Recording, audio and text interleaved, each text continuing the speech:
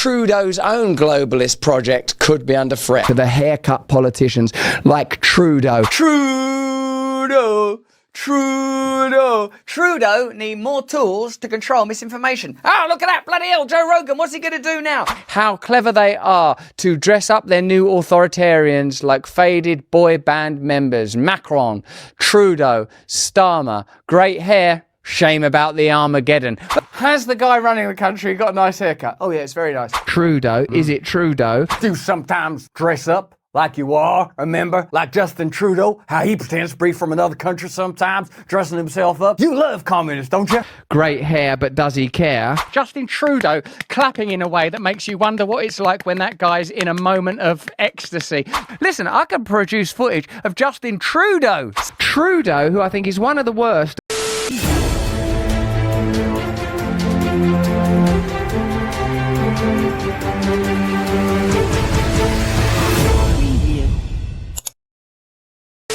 The Canadian people are not idiots. People are not idiots. They are awakened. They don't need a managerial class of bureaucrats with slick hair and slick words governing them. They need the state to get out of the way. What a great point.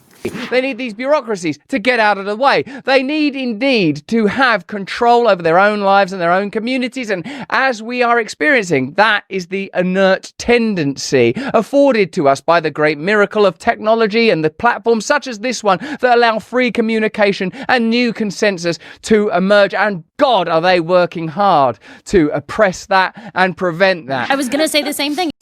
Rishi Sunak and Trudeau like meeting each other as if they're in like Malaga. Very nice to see you. You're right. See you as well. Hey, fancy running into you here. Shall we? Let's Zoom Zelensky. Hello, Vladimir. It's Rishi and Justin. That is not his normal voice. Isn't his voice, is it? Hello, Vladimir. He'll stoop to any depths to imitate another race or people, wouldn't he? That's a good one. I really wanted you to hear from us as friends. Oh, friends. We absolutely know how difficult yesterday was. Oh, God. This makes me... I'm angry now because they're trying to act like it is friends. No. We're just some good-looking guys running the world. We got a beer. Rishi and I really wanted to reach out to reassure you. No one told you war was gonna be that way. We'll be there for you when the bombs start to fall. But we'll sell you them all. We'll be there for you. I think it says a lot about the Conservative Party of Canada that they're choosing to constantly attack independent media organizations, journalists who are working hard to keep Canadians informed and support our democracies. That's all they're working hard to do is support them, support democracy, sponsored by Ericsson.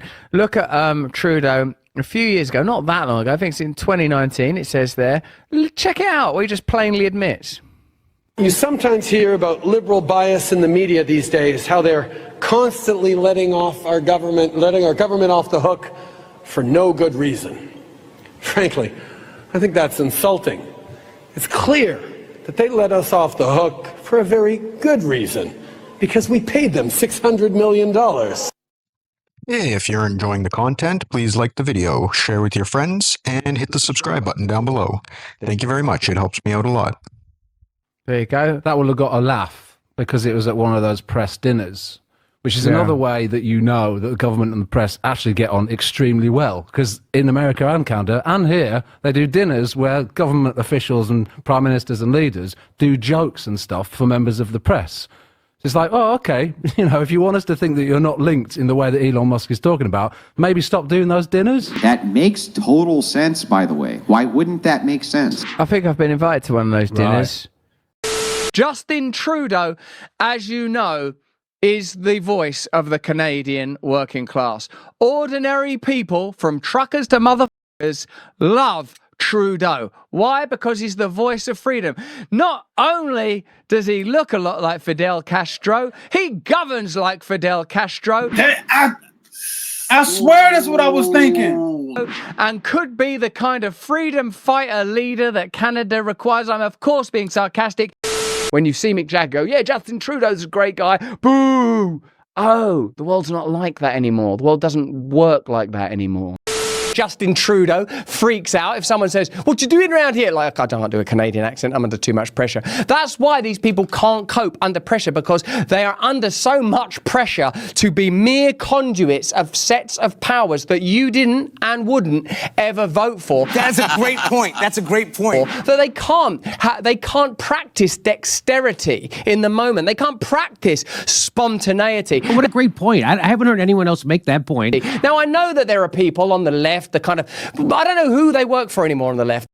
Mick Jagger has just found out the hard way that a lot of people in Canada haven't drunk the Kool-Aid. Don't see Justin Trudeau as a heel-clicking, friendly, lovable scamp with a full head of hair just doing his best. Many people that live in Canada remember the way that he tried to evoke the Emergency Act, remember the way that people's bank accounts were frozen because they donated to a trucker protest, remember the way that those truckers were vilified simply because they were protesting about the way they earned a living and the kind of restrictions they faced during the pandemic era. I mean, we love your Mr. Trudeau. I mean, his family's always been such big fans about that.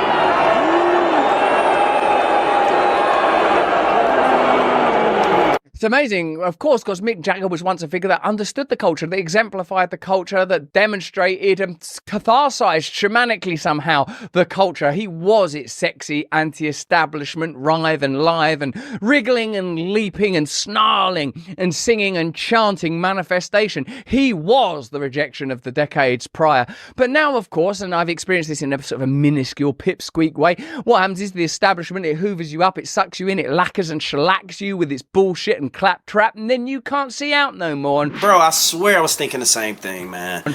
Presumably, Mick Jagger, from the kind of life that he lives, and this is no condemnation of Mick, by God, he's earned it, he's an incredible man. He don't know that the people of Canada, almost without exception, don't like Justin Trudeau. The same way the people of Britain don't like Keir Starmer. The same way the real people of America don't like Joe Biden. That's a great point. That's exactly what I was going to say.